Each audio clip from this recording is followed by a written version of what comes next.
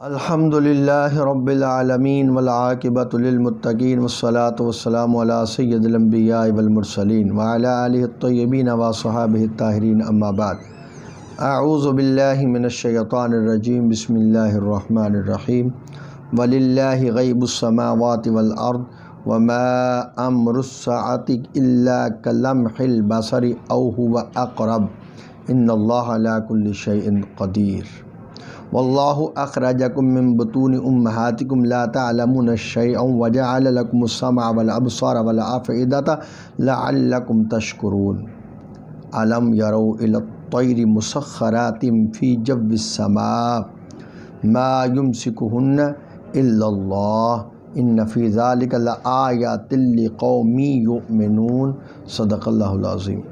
اللہم صلی علی سیدنا و مولانا محمد وعلی آل سیدنا و مولانا محمد وبارک وسلم وصلی علیہ۔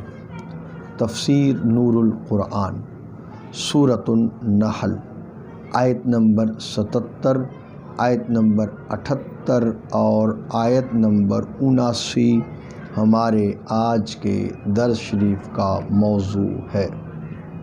سب سے پہلے تلاوت کیے گئے قرآنی الفاظ کا اردو ترجمہ اور پھر ان الفاظ کے تحت جو ارشادات حضور قبلہ فرید العصر رحمۃ اللہ علیہ نے بیان فرمائے ان کو پڑھنے کی سعادت حاصل کریں گے۔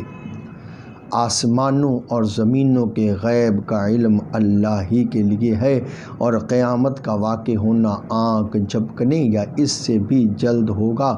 بے شک اللہ ہر شے پر قادر ہے۔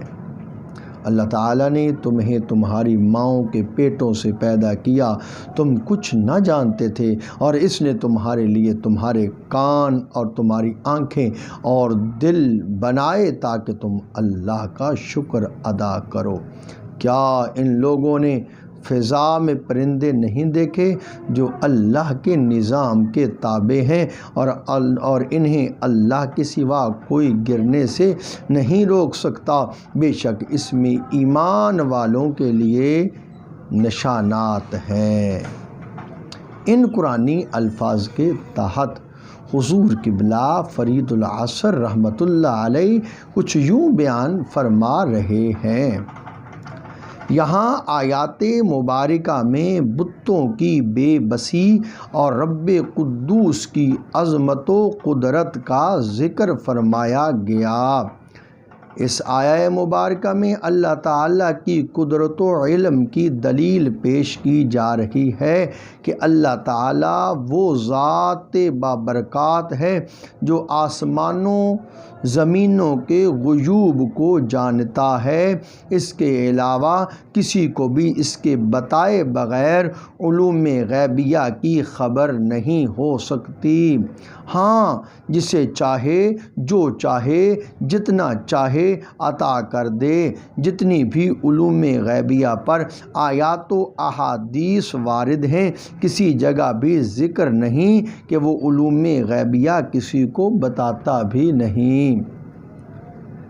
آیہ مبارکہ میں وضاحت موجود ہے، وَلَٰكِن يَجْتَبِي مِن رُّسُلِهِ مَن يَشَاءُ۔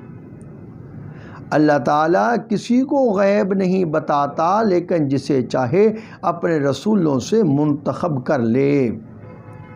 آیہ مبارکہ کے دوسرے حصہ میں قدرت کاملہ کا اس طرح ذکر فرمایا گیا کہ قیامت قائم کرنے میں سالوں مہینوں کا مسئلہ نہیں کہ کائنات کو درہم برہم کرنے میں عرصہ لگ جائے گا۔ وہ مرحلہ تو آنکھ جھپکنے یا اس سے بھی جلدی وارد ہو جائے گا۔ بے شک اللہ تعالی ہر شے پر قادر ہے۔ یہ آیہ مبارکہ اللہ تعالیٰ کی قدرت پر دلیل ہے کہ آنکھ جھپکنے سے پہلے کائنات کو برباد کر دے گا اور قیامت واقع ہو جائے گی۔ اگلی آیہ مبارکہ میں اپنی قدرت کی ایک اور دلیل فرمائی کہ اللہ نے تمہیں ماؤں کے پیٹوں سے پیدا فرمایا۔ اس وقت تمہیں کسی شے کا علم نہ تھا، پھر اللہ تعالیٰ نے تمہیں عقل عطا فرمائی جس سے تم نے چیزوں کو جانا پہچانا۔ کان دیے، آنکھیں دیں، دل دیا کہ تم اس کے شکر گزار بندے بنو۔ آنکھیں اور کان تمہارے لیے علم کے دروازے ہیں، بے شمار علوم سننے سے حاصل ہوئے، بے شمار علوم دیکھنے سے ملے، پھر ان علوم پر سوچ غور و فکر کے لیے دل و دماغ عطا کیے اور سوچ و بچار کے راستے واضح ہوتے چلے گئے۔ شکر ایک ایسا عمل ہے جس سے علم، عمل، سمجھ، سوچ و فکر میں اضافہ ہوتا ہے۔ قرآن مقدس نے اسی عنوان یعنی شکر کو دوسری جگہ پر اس طرح ارشاد فرمایا ہے، لَإِن شَكَرْتُمْ لَأَزِيدَنَّكُمْ وَلَإِن كَفَرْتُمْ إِنَّ عَذَابِي لَشَدِيدٌ۔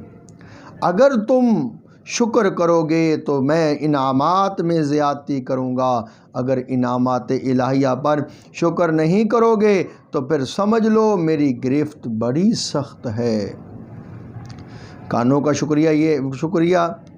کانوں کا شکر یہ ہے کہ انسان ایسی آوازیں سنے جن کے سننے کا اللہ نے حکم دیا ہے اور ان کے سننے سے وہ راضی ہوتا ہے، اور ایسی آوازیں نہ سنے جن کے سننے سے خدا ناراض ہوتا ہے۔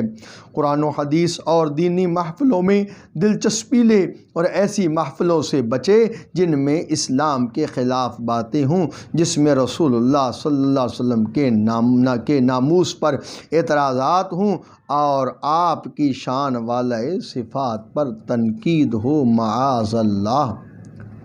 آنکھوں کا شکر یہ ہے کہ ان سے وہی چیزیں دیکھے جن کا دیکھنا جائز ہے، جیسے قرآن مقدس، حدیث شریف کی زیارت، بیت اللہ شریف، گنبد خضرا کی زیارت، والدین کے چہرے کی زیارت۔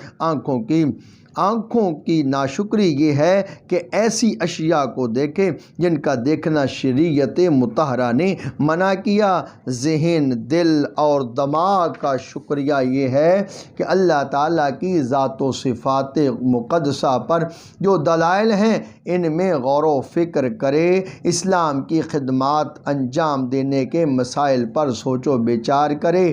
ذہن و فکر کی ناشکری یہ ہے کہ دین کے خلاف سوچ و بچار کو فروغ دے، خلاف شریعت کاموں میں دلچسپی لے۔ ان ارشادات کے بعد اپنی قدرت کاملہ پر ایک دلیل اس طرح فرمائی، کیا یہ لوگ دیکھتے نہیں کہ اللہ تعالیٰ فضا میں پرندوں کو کس طرح ٹھہراتا ہے، اڑاتا ہے؟ یہ نہیں سوچتے کہ انہیں پرواز کے دوران ٹھہراتا کون ہے؟ ان پرندوں کو کس نے قوت دی کہ وہ پرواز کرتے ہیں، فضا میں اڑتے ہیں؟ ان کے جسم کے وزن کا تقاضا تو یہ ہے کہ وہ نیچے گر جائیں، مگر سوچو انہیں فضا میں ٹھہراتا کون ہے؟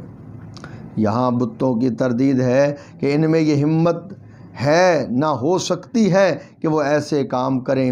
چاند، تارے، سورج کی پرستش کرنے والے بھی سوچیں کہ وہ ایسے کام نہیں کر سکتے۔ یہ اللہ ہی ہے جو اپنی قدرت سے پرندوں کو اڑا رہا ہے۔ ان واقعات میں نشانات قدرت ہیں مگر صرف ایمان والوں کے لیے۔ دعا ہے اللہ تعالی نور قرآن سے ہمیں اپنے سینوں کو منور کرنے کی توفیق عطا فرمائے۔ وصلی اللہ تعالی علی حبیبہ سیدنا محمد وعلی آلہ وصحبہ بعدد خلقہ وبارک وسلم۔